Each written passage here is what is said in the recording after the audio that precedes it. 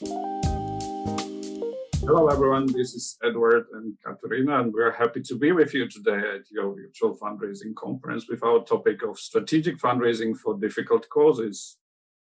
Hi everyone, I'm Katarina and it's great to be here with you. So I would shortly like to introduce myself. I gained my first fundraising experiences in Greenpeace Central and Eastern Europe, where I worked for over 10 years. Then back in 2009, we were introduced to each other with Eduard during a fundraising conference in the Czech Republic. And a few months later, we finished up establishing Slovak Fundraising Center and leaving our previous jobs behind. Last year, I have lived in Belgium since I have a Flemish partner. And since 2016, I have been working for EDRI, European Digital Rights. That's an advocacy organization which is defending human rights and freedoms in online environment. And in addition, I am quite frequently returning to Slovakia, not only because of the Slovak Fundraising Center, but I'm also helping out as a consultant to the most well-known Czechoslovak organization, which is dealing with so-called European Remembrance. The name of the organization is Postbellum. A short profile for me, after a short career in business, I worked as a fundraising consultant for PANET and PDCS. And as Katarina said, we established the Slovak Fundraising Center, and later I started to work as a consultant and now head of individual fundraising for an anti-corruption watchdog, Transparency International Slovakia. And since November last year, I've been serving as the president of the European Fundraising Association. Katarina is talking to you from Belgium. I'm talking to you from Slovakia, and we should say that this presentation is inspired by Richard Dockwra and David Murray, but we are trying to share as many examples from our work and from our Central and Eastern European reality.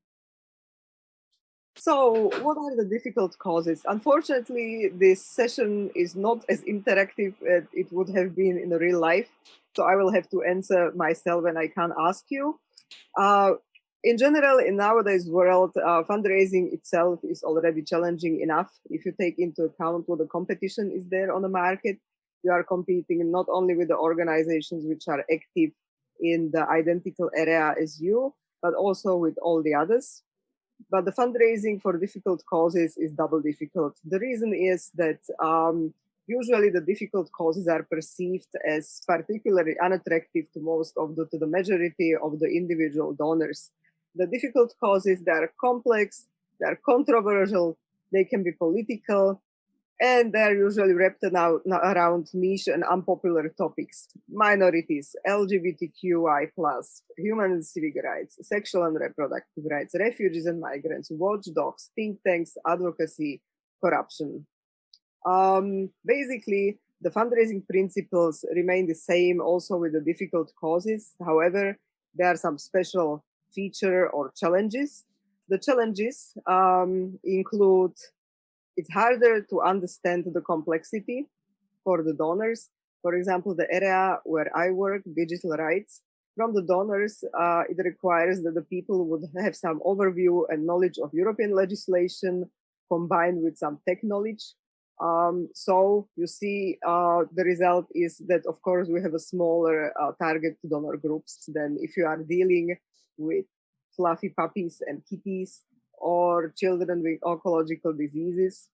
There is a danger of controversy. Basically, if you follow any discussion on social media about the topics I named before, sexual and reproductive rights, migrants and refugees, it's like if there was nothing in the middle, only pro or anti. So these topics tend to be really controversial. You have to be prepared for the negative attitudes and receiving a lot of negative feedback from people who don't agree with you, and you can expect that it's going to be a lot of people. There are even situations that people are afraid to associate with you and your organization. So as we can see, there are many challenges, and it's much more challenging to fundraise for causes like this than to mainstream topic like cancer, children, or animals. So how do we approach this strategically? And we have several recommendations for you. Be strategic, be diversified, be focused, be passionate and authentic, be visible and connected, be credible, be asking and stewarding. So what do we mean by these particular suggestions? If we want to be successful, it's usually a long-term run. So you need to approach it strategically. So you should be planning strategically, and it starts with defining a clear vision, mission, and values, where you stand and what you want to achieve. Whether you're a small or big organization, you should plan, create an organizational and fundraising plan and implement it, which also entails formulating measurable targets, which needs to be evaluated and followed, monitored, and the process of monitoring and evaluation should be in place as well.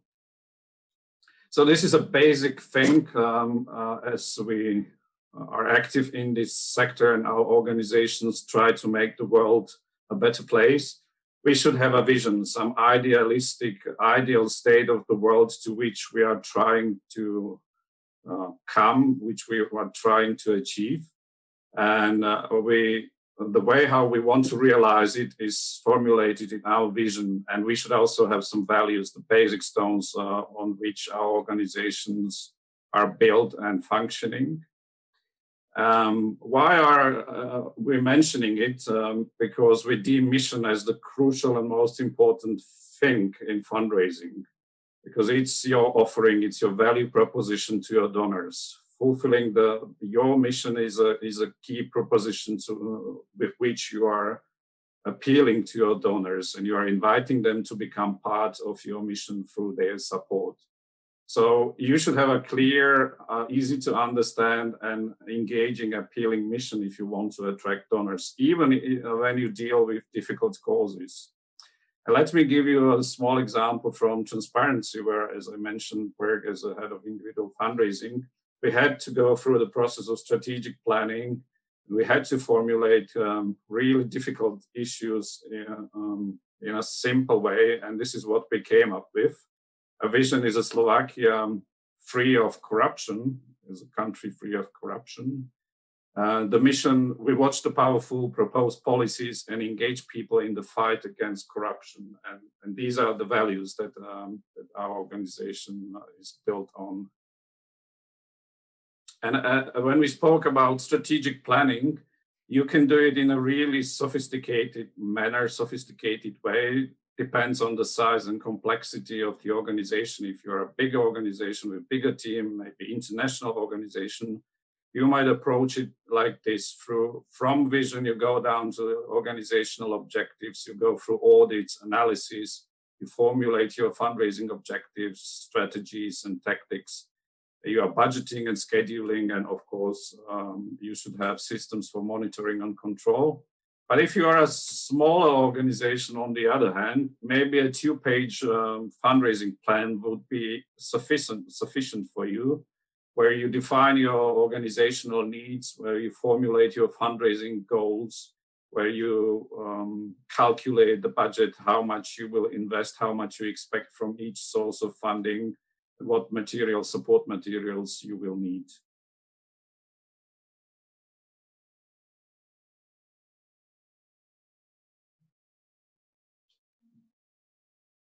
Katarina, unmute yourself, please. Another set of recommendations for this type of fundraising are the following advices, recommendations. You shouldn't rely on a single funding source or have one funding source dominant.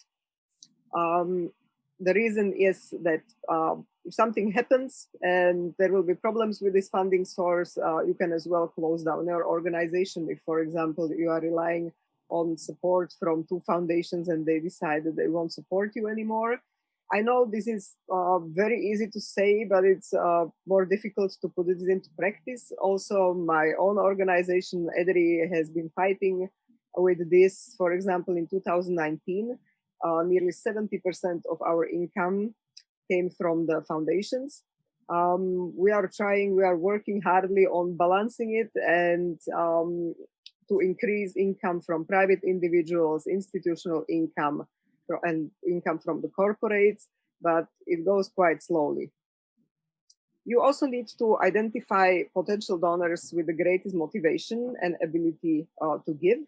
And for that, it's also necessary to understand your audience and their motivations to donate. I would advise you, if you want to understand your audience and their motivations to donate, that better than hiring an agency which is going to conduct opinion poll for you, it's better to ask your existing supporters, your potential supporters, and even people who have never heard of your organization or your cause, what makes them donate and what would make them donate. And also, you shouldn't forget about generating leads. What does it mean? You should be constantly working on improvement of your database, collecting new contacts of the good quality. You can do it. There are multiple approaches and ways how to do it, including you can, for example, harvest the contacts from your website. These people are signing up for your email newsletter. If you take the names and addresses from the petition, but think of GDPR, and there are many other ways. So let me give you a few examples from what we did in Transparency. When we thought of a new potential donor group, we looked at the Slovaks working abroad, at Slovak diaspora, experts working in Brussels, in The Hague, and we invited a well-known whistleblower there for a discussion. And that was a meeting which was quite popular and successful. On the right, there is a picture of our director discussing at the film festival for Czechs and Slovaks in The Hague. But we have all this concept of communication towards the experts under the headline, which is similar to Slovak proverb that it's good without corruption everywhere, but it's the best at home. And this is another example, a prospect direct mail that we sent out to new professional group of lawyers. When we were asking ourselves, so who could be the people who understand the topic of corruption, who see the negative impact, and who also would have money and motivation to support us. And we were thinking of notaries, of advocates, and all these legal professions. So we collected the addresses from public registers and sent out this prospect direct mail asking them to support us through 2% income tax. Or when Katarina mentioned the lead generation, this is the example. We always try to collect name, surname, and email address, at least ideally with telephone number, wherever a visitor of our website comes. So the other recommendation, be focused. Know and target your audience. So we as fundraisers ideally would like to know our audience as best as possible as we can, because to know how our people behave, how they live, it's good for us to know what could motivate them to give. And we should also make them aware that what we are doing on their behalf and thanks to their support. So we are just an intermediary. We are the one who is enabling them to be part of our mission. And do not get distracted by negative reactions. In these controversial issues, the difficult causes, almost always bring negative reactions from those who don't like you. And there will always be someone who doesn't like you. So either you know it, or if you are entering this field, be ready for it. And we have one campaign example for you. It's economic and social study think tank based in Slovakia. And they ran an awareness campaign about Roma minority. Roma minority is a controversial issue back in Slovakia, since majority thinks that everyone is paying too much for their large families. And they decided to tackle this stereotype, and they came up with this professional campaign. Let's have a look.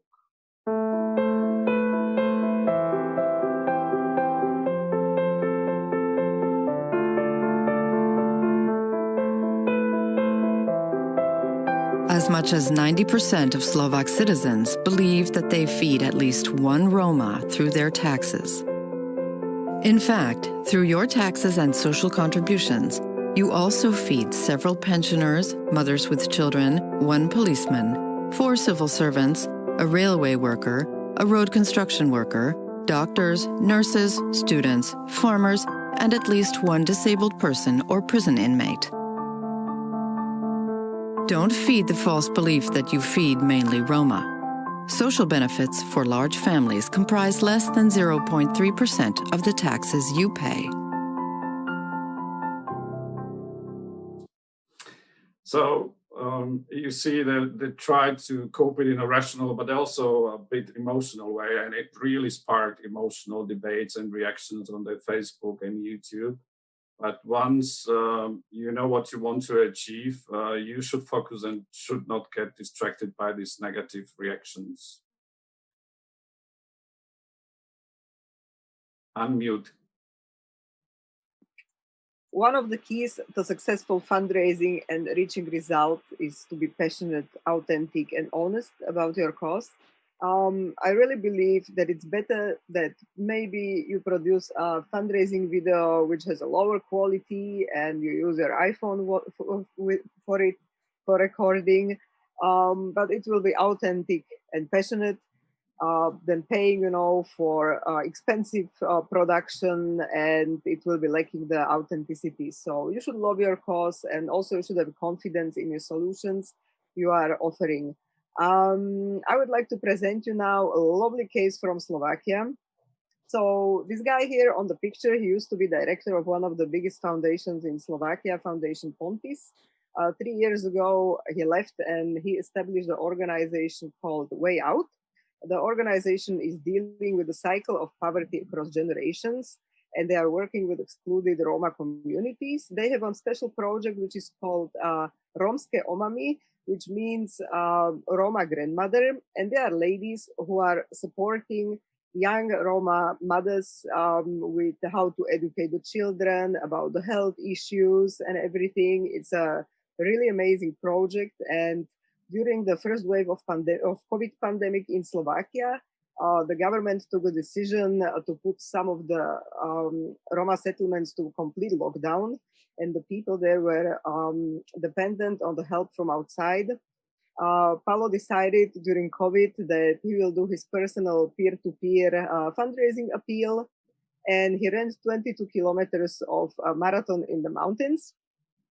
His family, here is his family, he's finishing the marathon, but on these 22 kilometers, they had like small refreshment stations for him, like with the real marathon. And his plan was to collect 2,000 euros so they can support the Roma people they are working with. And he was very successful. He fundraised at the end 5,149 euros. And really, I mean, if you hear him like speaking about it, and he was writing personal emails, communicating with people, it was like really nice. And you see that this is like something you really love, and he's passionate about. I think that this did a lot for convincing the donors. Also the names which you can see here on the right hand side, all people who supported him, he put their names on his t-shirt. You can also see the name of Eduard and myself there. So I think this is like a super example that you can come with that it's enough to be passionate, and you can come with a great idea also without using the help of some expensive agency. Be visible and connected. So we are in a marketing and communication business, and all what we do is about building our brand and about how we could distinguish ourselves from those on the market as well, from our competition, because there are increasing number of those who are fishing in the same small pond. So and that comes with a formulation of a good value proposition to your donors. That means what you are offering your donors that you will achieve for their donations. It means to be constantly creative and innovative. If you have a campaign that works, that's fine. Repeat it, improve it, and work with it as long as it pays off. But much more often, we need to come up with something new. Almost always, we should innovate and think of how we could appeal to donors, how we could engage our donors. Also because of the competition, but also the donors are becoming more and more demanding. And what is particularly challenging in this field of difficult causes is how do we connect with our donors with emotions and emotional stories. Individual fundraising is mostly about individual stories and what we have achieved thanks to the donation of our donors. But it is so much difficult to show to your donors how you will improve the world when there will be less corruption or when the rights of a minority will be protected. So this is particularly challenging. Or we should not forget that there are celebrities, there are non-celebrities, but also our beneficiaries who could provide some support to us, who could be those bridges that connect us with our donors and who could show the impact that we are doing. So this is an example of the most expensive campaign Transparency has run last December and this January and February. It was run with a professional agency who convinced us that we should invest a lot because there was a promise of high profits. Of course, I was skeptical and it proved right. After all, the whole campaign, we were lucky that paid its costs. So it was not a huge success in fundraising terms, but it definitely helped us to strengthen the brand. We were much more discussed, much more visible and engaging with our supporters.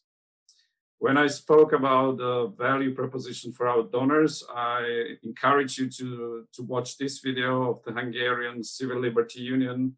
It's a nice crowdfunding video where you can see what they are offering to their donors for particular donations that they will give to them. When I talked about creativity, here is an example from the Czech organization People in Peril. And they came up with an online e-shop when they were selling certificates of chicken or goats or donkeys.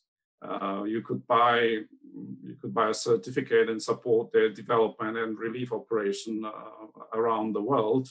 And this proved very, very successful, and they replicated in Slovakia as well. Or there is another story which Katarina will tell you more. I would like to present you a fundraising video of Postbellum.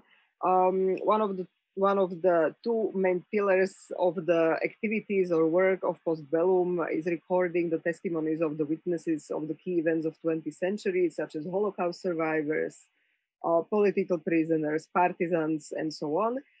This was a fundraising video for tax assignation, which I believe you have also in your country. So Edo, please play it, and I will then say the rest of the explanation.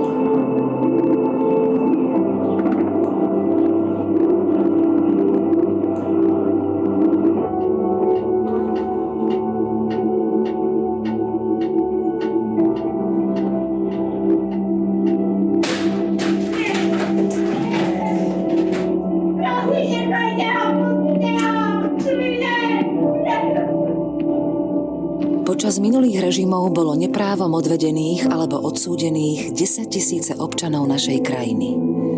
Opakujeme ich príbehy, aby sa minulosť viac neopakovala. Pomôžte nám. Venujte 2% z daní Postbellum.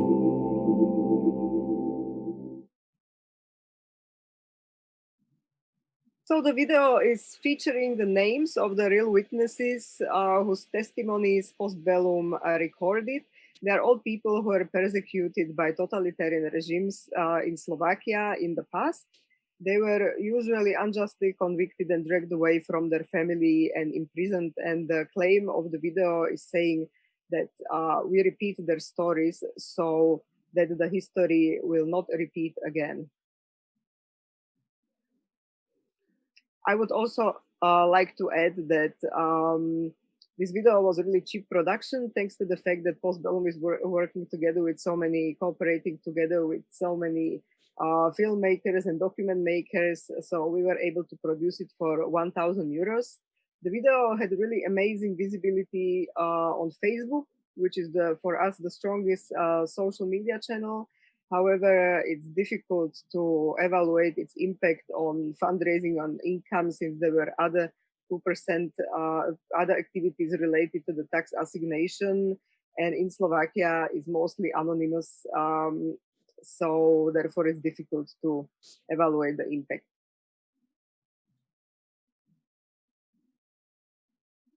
Another advice from me would be credible.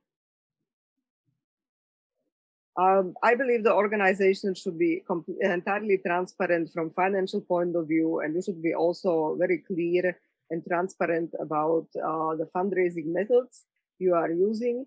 The organization should report about its work, its activities, and the positive impact which the donations of our donors are doing, and of course to provide also suitable solutions for the problem. Of course.